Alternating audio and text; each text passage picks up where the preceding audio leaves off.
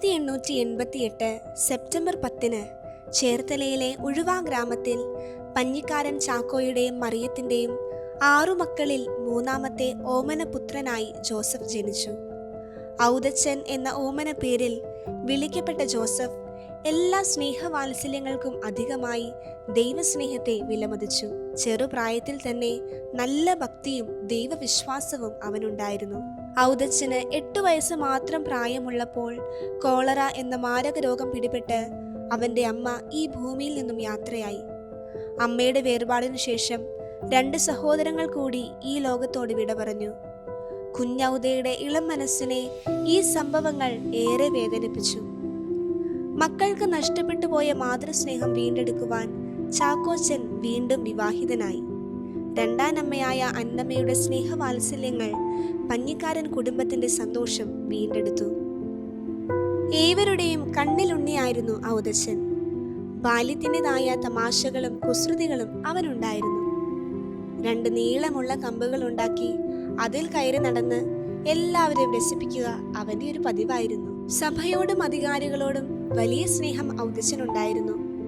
അന്നത്തെ എറണാകുളം വികാരി അപ്പസ്തോലിക്ക പഴയ പറമ്പിൽ ലൂയിസ് മെത്രാന് പനിനീർ ചാമ്പങ്ങ വലിയ ഇഷ്ടമാണെന്നറിഞ്ഞ ഔദച്ചൻ തന്റെ വീട്ടിലുണ്ടാകുന്ന ചാമ്പങ്ങ പറിച്ച് പിതാവിന് കൊണ്ടുപോയി കൊടുക്കുമായിരുന്നു.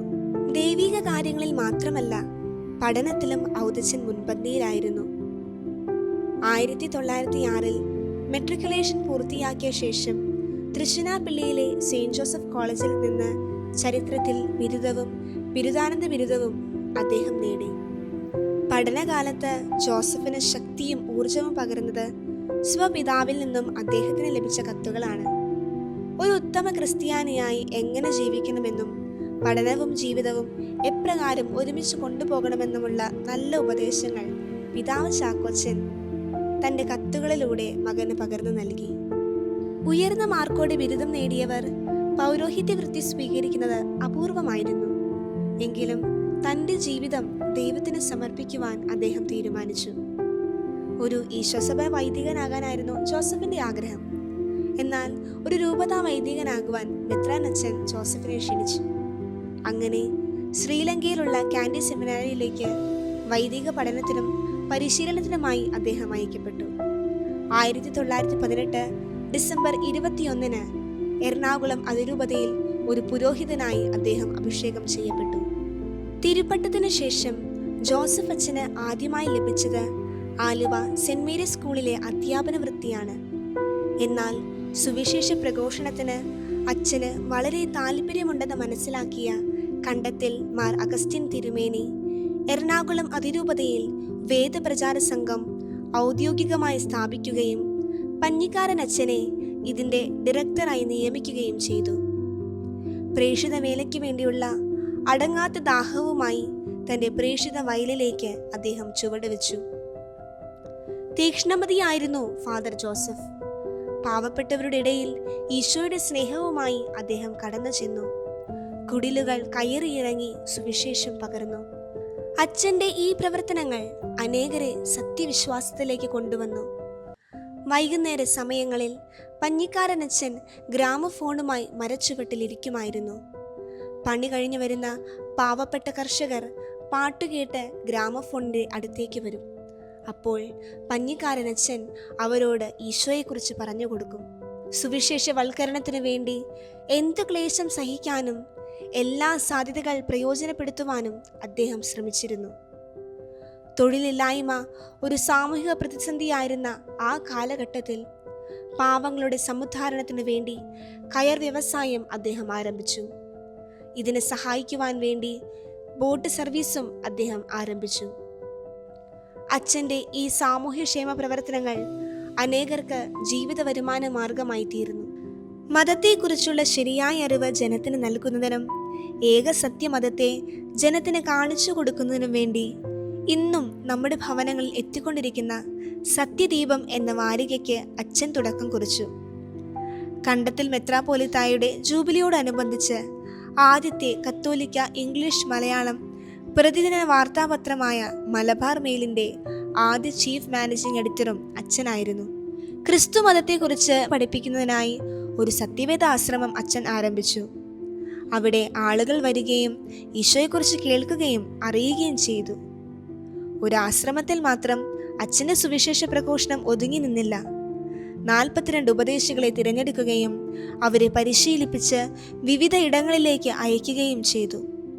പഞ്ഞിക്കാരൻ അച്ഛൻ്റെ പ്രസംഗങ്ങൾ ഏവരുടെയും ഹൃദയങ്ങൾ കീഴടക്കി. കേരളത്തിൻ്റെ അകത്തും പുറത്തും പലയിടങ്ങളിൽ അച്ഛൻ വചനം പ്രസംഗിച്ചു. 1925 റോമിൽ നടന്ന അഖില ലോക മിഷൻ പ്രദർശനത്തിന് കേരളത്തിൽ നിന്നും തിരഞ്ഞെടുക്കപ്പെട്ട ജോസഫ് പഞ്ഞിക്കാരനച്ഛൻ നമ്മുടെ നാടിൻ്റെ മതപരവും സാമൂഹികവുമായ ചിത്രങ്ങളും ശിലാലിഖിതങ്ങളും പ്രതിമകളും പ്രദർശിപ്പിച്ച് ഏവരുടെയും ശ്രദ്ധയും പ്രശംസയും നേടി. അച്ഛൻ്റെ സേവനങ്ങൾ റോമൻ അധികാരികൾക്ക് വളരെ ഇഷ്ടപ്പെട്ടു. അതുകൊണ്ട് ശരിയായ യോഗ്യതയുള്ളവൻ എന്നർത്ഥം വരുന്ന ബേനെ മെരേന്തി മെഡൽ 11ാം പിയൂസ് മാർപ്പാപ്പ അച്ഛന് സമ്മാനിച്ചു. ആ നാളുകളിലെ കേരളത്തിൻ്റെ അവസ്ഥ വളരെ ദയനീയമായിരുന്നു.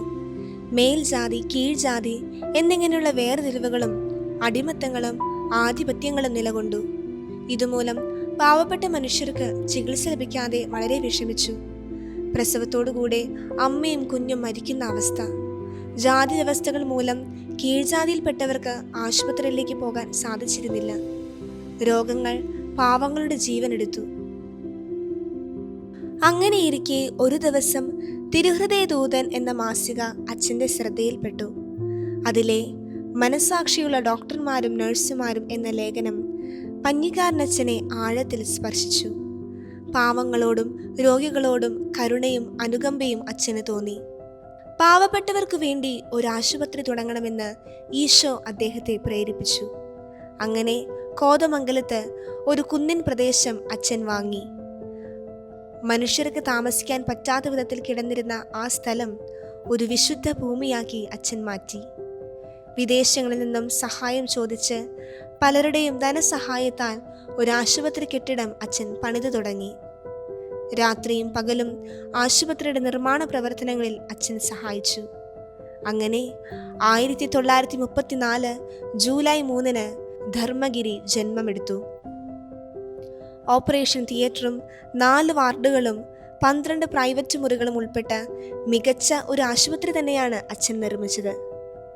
ആശുപത്രിയുടെ ഉദ്ഘാടന ദിവസം ആയിരങ്ങൾ അവിടെ തടിച്ചുകൂടി. ധർമ്മഗിരിയിൽ നിന്നും കരുണാർദ്ര സ്നേഹവും സൗഖ്യവും ഒഴുകി. പാവപ്പെട്ടവർക്ക് സൗജന്യ ചികിത്സ ലഭിച്ചു. ആദ്യത്തെ ഒരു വർഷം തന്നെ 26,185 രോഗികൾ ധർമ്മഗിരിയിൽ ചികിത്സ തേടി. ഒരിക്കൽ ഒരു സാധു പുലയൻ പഞ്ഞിക്കാരനച്ഛനോട് ഇങ്ങനെ പറഞ്ഞു: പള്ളിത്തമ്പുരാനെ, എൻ്റെ ശരീരത്തെ സുഖപ്പെടുത്തിയിട്ട് എൻ്റെ ആത്മാവിനെ എടുത്തുകൊള്ളുക. ശരീരം വഴി ആത്മാവിലേക്ക് എന്ന മുദ്രാവാക്യവുമായി അച്ഛൻ മുന്നോട്ട് നീങ്ങി. അപ്പോഴാണ് അങ്കമാലിയിലെ ജനങ്ങൾ അച്ഛൻ്റെ സേവനങ്ങളെപ്പറ്റി കേൾക്കുന്നത്. അവരുടെ ആവശ്യപ്രകാരം അവർക്കായി ഒരു ഡിസ്പെൻസറി തുടങ്ങുവാൻ അച്ഛൻ തീരുമാനിച്ചു. വിശുദ്ധ കൊച്ചുത്രേസ്യയുടെ തിരുനാൾ ദിവസം ലിറ്റിൽ ഫ്ലവർ മിഷൻ ഡിസ്പെൻസറി എന്ന പേരിൽ ഒരു വാടക കെട്ടിടത്തിൽ ജോസഫ് പഞ്ഞിക്കാരനച്ഛനാൽ പ്രവർത്തനം ആരംഭിച്ച ഇന്നത്തെ ലിറ്റിൽ ഫ്ലവർ ഹോസ്പിറ്റൽ ആതുര ശുശ്രൂഷ മേഖലയിലുള്ള അച്ഛൻ്റെ മറ്റൊരു ചുവടുവെപ്പായിരുന്നു. വർഷങ്ങൾ അങ്ങനെ മുന്നോട്ടു പോയി. 2ാം ലോക മഹായുദ്ധം പൊട്ടിപ്പുറപ്പെട്ടു. വിദേശ രാജ്യങ്ങളിൽ നിന്നും സഹായം എത്താതെയായി. പിതൃസമ്പത്തായി തനിക്ക് കിട്ടിയ സർവ്വതും ധർമ്മഗിരിക്കു വേണ്ടി അച്ഛൻ ചെലവഴിച്ചു. വേണ്ട ശമ്പളം കിട്ടാതെയായപ്പോൾ ഡോക്ടർമാർ ഓരോരുത്തരായി പോയി തുടങ്ങി. മറ്റു സ്റ്റാഫുകൾക്കും ബുദ്ധിമുട്ടായി. ആശുപത്രി പ്രതിസന്ധിയിലായി. അപ്പോഴും പാവപ്പെട്ടവരുടെ അടുത്തു നിന്നും 1 രൂപ പോലും അച്ഛൻ മേടിച്ചില്ല. രോഗികളിൽ ഈശോയെ കണ്ട് അവർക്ക് ശുശ്രൂഷ ചെയ്യുവാൻ സന്യാസിനിമാർക്ക് സാധിക്കൂ എന്നച്ഛന് ബോധ്യമായി. അങ്ങനെ അച്ഛൻ പല സന്യാസിനി സഭകളെയും സമീപിച്ചു. വെല്ലുവിളി നിറഞ്ഞ രോഗി ശുശ്രൂഷ മേഖലയിലേക്ക് ചുവട് വയ്ക്കുവാൻ ആരും തയ്യാറായില്ല. ഒടുവിൽ പഞ്ഞിക്കാരനച്ഛൻ പറഞ്ഞു: പല സന്യാസിനി ഭവനങ്ങളുടെയും പടിവാതിക്കൽ പോയി മുട്ടി വിളിച്ചിട്ടും ഒന്നും എനിക്കായി തുറക്കപ്പെട്ടില്ല. എങ്കിലും ഈ സ്ഥാപനത്തിൽ ജോലി ചെയ്യണമെന്ന് ദൈവം ആവശ്യപ്പെടുന്ന സഹോദരികളെ വിശുദ്ധ യൗസിപിതാവ് കണ്ടുപിടിച്ചു കൊണ്ടുവരുമെന്ന് ഞാൻ വിശ്വസിക്കുന്നു. ജോസഫ് പഞ്ഞിക്കാരനച്ഛൻ ഒരു ആത്മീയ മനുഷ്യനായിരുന്നു. ക്രൂശിത രൂപത്തിന് മുന്നിലും ദിവ്യകാരുണ്യത്തിന് മുൻപിലും അദ്ദേഹം മണിക്കൂറുകൾ ചിലവഴിച്ചു. എല്ലാ വാർഷിക ധ്യാനത്തിനും അച്ഛൻ ആണ്ടുകുമ്പസാരം നടത്തുമായിരുന്നു. കുമ്പസാരിക്കാൻ പോകുന്നതിന് മുൻപ് 1 മണിക്കൂർ സമയമെങ്കിലും മുട്ടിന്മേൽ നിന്ന് അച്ഛൻ പ്രാർത്ഥിച്ചിരുന്നു. ഏതൊരു കാര്യവും ഈശോയോട് ചോദിച്ചാണ് അച്ഛൻ തീരുമാനിക്കുക. ആശുപത്രി ഇനി എങ്ങനെ മുന്നോട്ട് കൊണ്ടുപോകുമെന്ന് ദിവ്യകാരുണ്യ ഈശോയോട് ചോദിച്ചപ്പോൾ പരിശുദ്ധാത്മാവിൽ നിന്നും ഒരു പ്രത്യേക പ്രചോദനം അച്ഛന് ലഭിച്ചു. അങ്ങനെ medical sisters of saint Joseph എന്ന പേരിൽ ഒരു സന്യാസിനി സമൂഹത്തിന് രൂപം നൽകുവാൻ അച്ഛൻ തീരുമാനിച്ചു. സത്യദീപത്തിലും ദീപികയിലും അച്ഛൻ നൽകിയ പരസ്യം കണ്ട് അധ്യാപന ജോലി ഉപേക്ഷിച്ച് മഠത്തിൽ ചേരുവാൻ അന്നക്കുട്ടി ടീച്ചർ തീരുമാനിച്ചു. പിന്നീട് പലയിടങ്ങളിൽ നിന്നായി യുവതികൾ വന്നു ചേർന്നു. അങ്ങനെ അവർ 8 പേരായി. ഉള്ളിൽ കത്തിയെരിയുന്ന ദൈവസ്നേഹവും ജോസഫ് പഞ്ഞിക്കാനച്ചിൽ നിന്നും പകർന്നു കിട്ടിയ തീക്ഷ്ണതയും കോർത്തിണക്കി അവർ ശുശ്രൂഷ ആരംഭിച്ചു. 1944 ഒക്ടോബർ 31 സഭ സ്ഥാപിക്കുവാൻ രേഖാമൂലമുള്ള അംഗീകാരം കണ്ടത്തിൽ മെത്രാപ്പോലീത്ത പഞ്ഞിക്കാരനച്ചിന് കൈമാറി. അങ്ങനെ 1946 ജൂലൈ 3 ആദ്യ ബാച്ചിന്റെ വ്രതവാഗ്ദാനത്തോടെ MSJ സഭ തിരുസഭയുടെ ഹൃദയത്തിൽ ജന്മമെടുത്തു. പഞ്ഞിക്കാരനച്ചിന്റെ പുണ്യജീവിതവും ആത്മാക്കൾക്ക് വേണ്ടിയുള്ള ദാഹവും സഭാംഗങ്ങളെ തീക്ഷ്ണമതികളാക്കി. ധർമ്മഗിരി സഭയിലേക്ക് കൂടുതൽ യുവതികൾ വന്നു ചേരുവാൻ ആരംഭിച്ചു. 1949 ജോസഫ് പഞ്ഞിക്കാരനച്ചൻ തൻ്റെ ഡയറിയിൽ ഇപ്രകാരം എഴുതി: "I am 61." അച്ഛൻ്റെ മനസ്സിൽ എന്തൊക്കെയോ മിന്നി മറയുന്നുണ്ടായിരുന്നു. ഒരു വശത്ത് ധർമ്മഗിരി ആശുപത്രിയും അതിൻ്റെ നടത്തിപ്പും, മറുവശത്ത് വളർന്നുകൊണ്ടിരിക്കുന്ന MSJ സഭ. കഴിക്കാൻ ഭക്ഷണം പോലും ഇല്ലാതെ വിശന്ന് വലഞ്ഞ് ശുശ്രൂഷ ചെയ്യുന്ന സിസ്റ്റേഴ്സ്. പഞ്ഞിക്കാരനച്ഛൻ്റെ ഹൃദയം ഒത്തിരി ആകുലപ്പെട്ടു. മെഡിക്കൽ പരിശീലനം പൂർത്തിയാക്കി വന്ന സഹോദരിമാരെ ചേർത്തലയിലെ കുഷ്ഠരോഗ ആശുപത്രിയിലേക്ക് അയക്കുവാൻ മെത്രാപ്പോലിത്ത ആവശ്യപ്പെട്ടപ്പോൾ വീണ്ടും അച്ഛൻ്റെ കണക്ക് കൂട്ടലുകൾ തെറ്റി. അവിടെയും ദൈവ തിരുമനസ്സിന് കീഴ്വഴങ്ങി അച്ഛൻ അനുസരിച്ചു. വിശ്രമമില്ലാത്ത അച്ഛൻ്റെ ശുശ്രൂഷകൾ അച്ഛനെ ഒരു രോഗിയാക്കി തീർത്തു. ഒടുവിൽ പഞ്ഞിക്കാരനച്ഛന് ഹാർട്ട് അറ്റാക്ക് ഉണ്ടായി. രോഗത്തിൻ്റെ അവസ്ഥയിലും അച്ഛൻ്റെ ചിന്ത മുഴുവനും ധർമ്മഗിരിയെക്കുറിച്ചായിരുന്നു. ചേർത്തലയിലുള്ള സിസ്റ്റേഴ്സിൻ്റെ സേവനം 3 വർഷം പൂർത്തിയായപ്പോൾ അവരെ തിരിച്ച് ധർമ്മഗിരിയിലേക്ക് അയക്കണമെന്ന് കണ്ടത്തിൽ പിതാവിനോട് അച്ഛൻ ആവശ്യപ്പെട്ടു. എന്നാൽ പിതാവിൻ്റെ മറുപടി കത്ത് അച്ഛനെ ഏറെ ദുഃഖിതനാക്കി. പഞ്ഞിക്കാരനച്ഛൻ്റെ രോഗാവസ്ഥയും സഭയുടെ ഭാവിയും ഓർത്തതുകൊണ്ടായിരിക്കാം അഗതികളുടെ സഹോദരിമാരുടെ സഭയോട് MSJ സഭയെ ലയിപ്പിക്കാം എന്നൊരാശയം പിതാവിൻ്റെ മനസ്സിൽ ഉദിക്കാനും അത് കത്തിൽ സൂചിപ്പിക്കാനും ഇടയായത്. ദൈവ തിരുമനസ്സിന് മുൻപിൽ ആമേൻ എന്ന് പറയാൻ മാത്രമേ അച്ഛൻ അറിയൂ. പിതാവ് അയച്ച കത്തിന് മറുപടിയായി ധർമ്മഗിരി സഭയെക്കുറിച്ചുള്ള വിശദ വിവരങ്ങളും സഭയുടെ ചൈതന്യവും സിദ്ധിയും പഞ്ഞിക്കാരനച്ഛന് സഭയെക്കുറിച്ചുള്ള സ്വപ്നവും വ്യക്തമാക്കിക്കൊണ്ടുള്ള ഒരു കത്ത് അച്ഛൻ അയച്ചു. ഈയൊരു സംഭവം പഞ്ഞിക്കാരനച്ഛൻ്റെ ആരോഗ്യത്തെ വഷളാക്കി. അന്നൊരു മാസാദ്യ വെള്ളിയാഴ്ചയായിരുന്നു. 1949 നവംബർ 4 മാസധ്യാന ദിവസമായിരുന്ന അന്ന് തിരുഹൃദയ ഭക്തനായിരുന്ന പഞ്ഞിക്കാരനച്ഛൻ തിരുഹൃദയത്തെക്കുറിച്ച് സഹോദരിമാരോട് സംസാരിച്ചു. ഇടയ്ക്കിടെ നെഞ്ചുവേദന അനുഭവപ്പെട്ടെങ്കിലും അച്ഛൻ പ്രസംഗം നിർത്തിയില്ല. ഉച്ച കഴിഞ്ഞ് മരണത്തെക്കുറിച്ചാണ് അച്ഛൻ അവരോട് സംസാരിച്ചത്. എന്നാൽ സ്വന്തം മരണത്തിനായി അച്ഛൻ ഒരുങ്ങുകയാണെന്ന് ആർക്കും മനസ്സിലായില്ല. രാത്രിയായപ്പോൾ ശക്തമായ നെഞ്ചുവേദന അച്ഛൻ അനുഭവപ്പെട്ടു. സഹോദരിമാർ അച്ഛൻ്റെ ചുറ്റും ഓടിക്കൂടി. നാഡിയിടിപ്പ് കുറഞ്ഞു. മരണം അടുത്തിരിക്കുന്നുവെന്നറിഞ്ഞ അച്ഛൻ പറഞ്ഞു: "കുഞ്ഞേ, ഇത് ദൈവ തിരുമനസ്സാണ്. യൗസേ പിതാവ് നിങ്ങളെ നോക്കിക്കൊള്ളും.